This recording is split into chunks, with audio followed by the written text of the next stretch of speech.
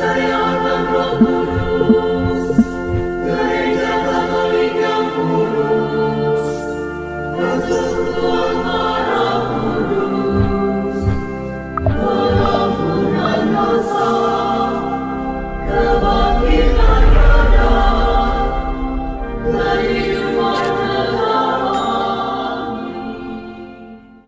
Salve sahabat Katoliko keren, agama Katolik tak bisa lepas dari kehidupan bangsa dan negara Indonesia. Sejak zaman dulu, umat Katolik turut berkontribusi memperjuangkan kemerdekaan negeri ini. Hingga kini, Gereja Katolik terus berkarya di Indonesia memberikan yang terbaik untuk membangun sumber daya manusia, melayani masyarakat, serta memajukan negeri ini. Seandainya Indonesia tanpa Katolik, inilah 10 hal yang mungkin akan terjadi. 1. Tidak terciptanya hubungan kerjasama dengan Vatikan. Jika Indonesia tanpa Katolik, maka tidak ada hubungan kerjasama yang terjalin antara Tahta Suci Vatikan dan Indonesia.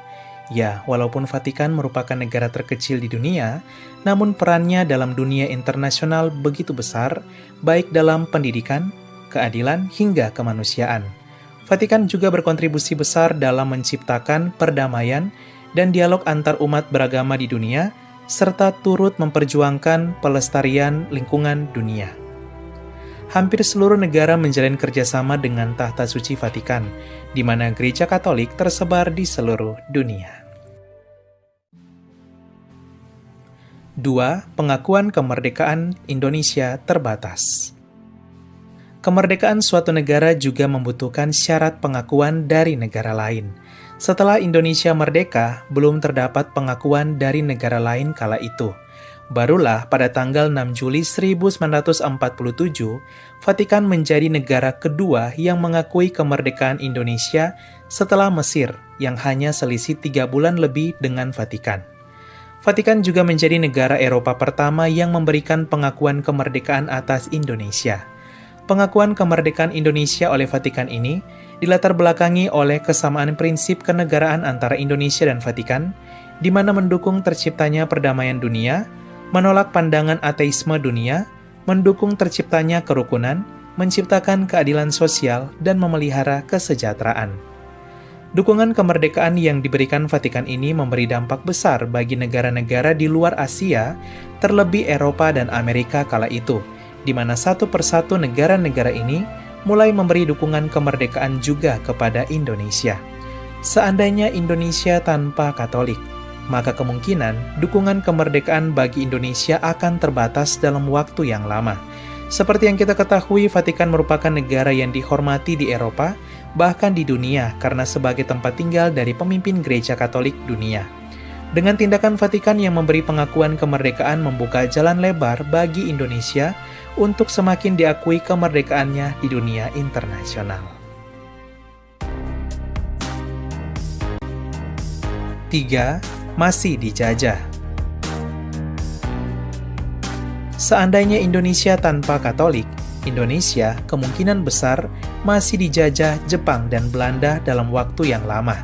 Ya, meski Soekarno-Hatta telah memproklamasikan kemerdekaan Indonesia tahun 1945, namun Indonesia kala itu belum merdeka sepenuhnya. Masih banyak tentara Jepang yang berkeliaran di Indonesia, khususnya Semarang, yang membuat rakyat menderita. Berkat Monsinyur Albertus Sugia Pranata, salah satu uskup dari Gereja Katolik di Indonesia, yang juga adalah pahlawan nasional Indonesia, gencatan senjata berhasil dilakukan antara sekutu dan Jepang. Di tahun 1947 sampai 1948, Indonesia masih kembali diserang pasca kemerdekaan. Kali ini serangan datang kembali dari Belanda dalam agresi militernya. Melihat hal ini, Uskup Monsinyur Albertus Sugia Pranata melanjutkan perjuangannya melalui tulisannya yang membuat mata dunia terbuka. Ia menulis semua kekejian perbuatan Belanda selama agresi militer di Indonesia. Tulisan ini lalu dikirimnya ke Amerika Serikat dan terbit di majalah. Banyak masyarakat internasional kemudian berempati hingga Belanda mendapat tekanan internasional dari masyarakat dunia yang membaca tulisan Uskup Sugia Pranata. Tidak tahan dengan tekanan ini, Belanda pun akhirnya duduk dalam konferensi meja bundar dan menyerahkan kedaulatan kemerdekaan penuh kepada Indonesia. Ya, dari sini kita dapat melihat Monsinyur Albertus Sugiya-Pranata tak hanya sekedar uskup gereja Katolik, tapi adalah pahlawan nasional Indonesia yang luar biasa.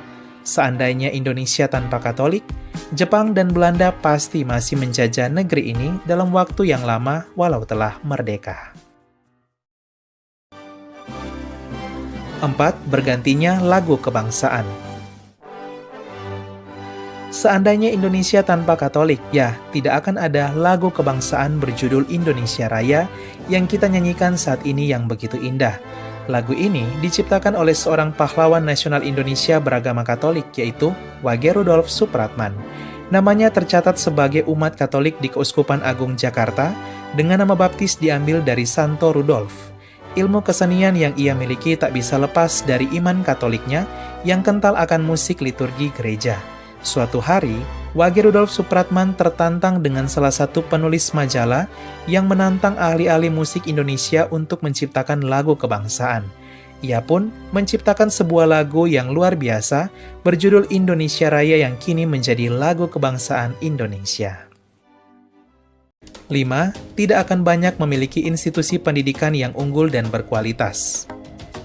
Seandainya Indonesia tanpa Katolik, ya, Indonesia tidak akan banyak memiliki institusi pendidikan yang unggul dan berkualitas. Gereja Katolik sudah dikenal dunia internasional dengan institusi pendidikannya yang berkualitas. Seandainya Indonesia tanpa Katolik, maka tidak akan berdiri sekolah-sekolah Katolik di Indonesia yang berkontribusi besar membangun sumber daya bangsa, serta sudah banyak melahirkan pemimpin dan generasi yang berkualitas di negeri ini. Sekolah Katolik mulai dari SD hingga universitas sudah tidak diragukan lagi disiplin, kualitas, dan toleransinya. Bahkan Menteri Pendidikan dan Kebudayaan Indonesia kala itu, yaitu Muhadjir Effendi, menilai sistem pendidikan Katolik telah memenuhi sebagian unsur pendidikan penguatan karakter Indonesia. Ia bahkan berkata ingin mengadopsi sistem pendidikan Katolik dan menjadikannya contoh dalam dunia pendidikan Indonesia.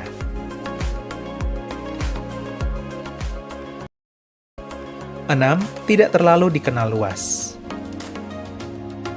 Seandainya Indonesia tanpa Katolik, maka Indonesia bisa saja tidak akan terlalu dikenal luas. Ya, gereja Katolik tersebar di seluruh dunia dan menjadi organisasi terbesar di dunia berbasis keagamaan dengan jumlah umat mencapai 1,4 miliar jiwa. Banyak umat Katolik dunia akhirnya mengenal Indonesia melalui umat Katolik Indonesia. Mereka kemudian mengenal Indonesia sebagai negara yang begitu indah, beragam, dan memiliki umat Katolik yang luar biasa dalam iman.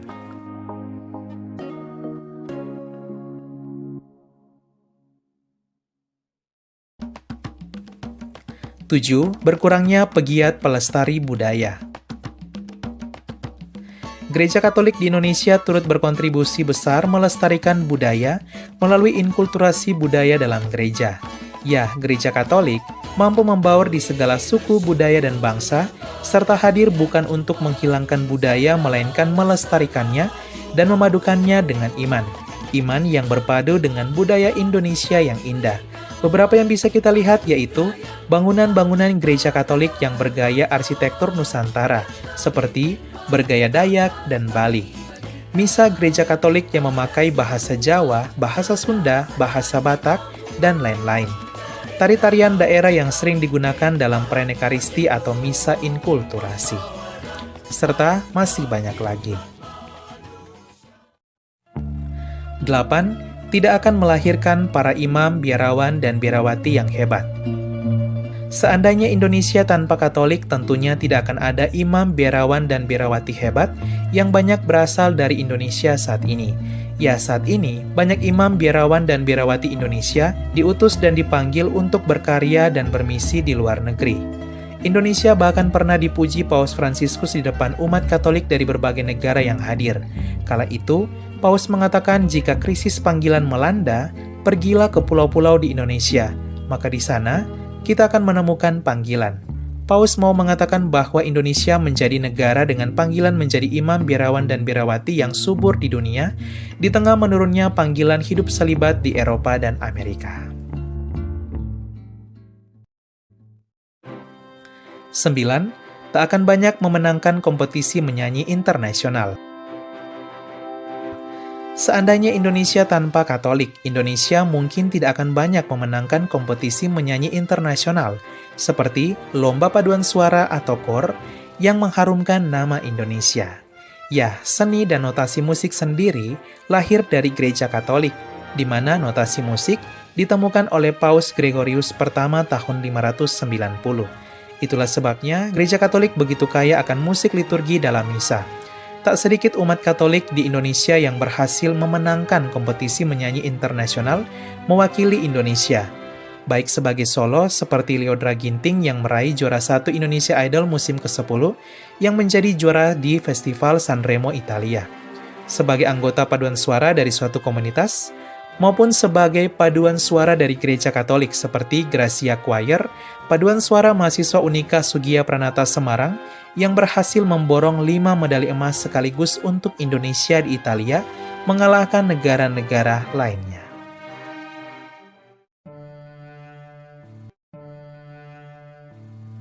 Sepuluh, berkurangnya perusahaan ternama. Seandainya Indonesia tanpa orang Katolik, bisa saja Indonesia tidak akan banyak memiliki beberapa perusahaan ternama, seperti perusahaan jarum di mana bos atau pendirinya adalah orang Katolik, yaitu Robert Budi Hartono dan Michael Hartono, yang juga menjadi orang terkaya ke-1 di Indonesia. Keluarga besar mereka bahkan pernah mempersembahkan salah satu keponakan tercinta untuk menjadi seorang biarawati hidup dalam kaul kemiskinan, yaitu Suster Lucy Agnes. Ada juga Salim Group, salah satu perusahaan konglomerat ternama di Indonesia. Pendirinya ialah Antoni Salim, putra dari Sudono Salim yang juga adalah orang Katolik, serta menjadi orang terkaya ketiga di Indonesia. Anak perusahaan Salim Group yang terkenal salah satunya ialah Indomaret. Perusahaan-perusahaan yang dirintis oleh para pengusaha Katolik ini juga menjadi berkat bagi Indonesia, di mana berkontribusi besar memenuhi kebutuhan masyarakat dan memajukan perekonomian. Iman yang mereka miliki, mereka terapkan dalam kehidupan bisnis dengan menjadi berkat bagi bangsa. Sahabat Katoliko Keren, itulah 10 hal yang mungkin bisa saja terjadi jika Indonesia tanpa Katolik. Kalau menurut sahabat Katoliko Keren, jika Indonesia tanpa Katolik, apa yang akan terjadi? Silakan tulis di kolom komentar ya. Seandainya Indonesia tanpa Katolik, itu bukanlah Indonesia. Karena Indonesia berdiri berkat perjuangan rakyat dari Sabang sampai Merauke dengan berbagai agama termasuk umat Katolik di dalamnya yang ikut berperan besar. Bangga menjadi Katolik, bangga menjadi bagian dari bangsa Indonesia. 100% Katolik, 100% Indonesia, Pro Ecclesia et Patria untuk gereja dan tanah air. Semoga umat Katolik Indonesia terus menjadi berkat dan pembawa sukacita di tengah kemajemukan bangsa. Katoliku memang keren, salve!